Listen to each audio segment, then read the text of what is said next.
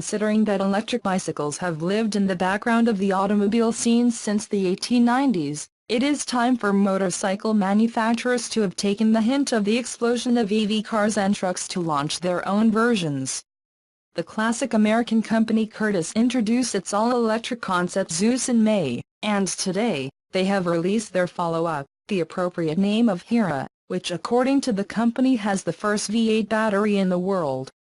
Which, yes, is silly, but since the Zeus has one of more than 14.4 kilowatt-hours, this new motorcycle could have a lot of power.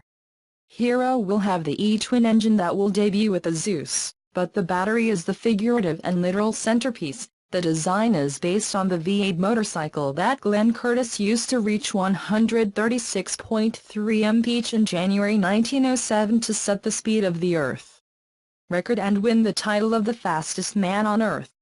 Hera exchanges combustion cylinders for high-density lithium-ion batteries, and the company's press release promises that the bicycle will offer more speed than its century-old bicycle.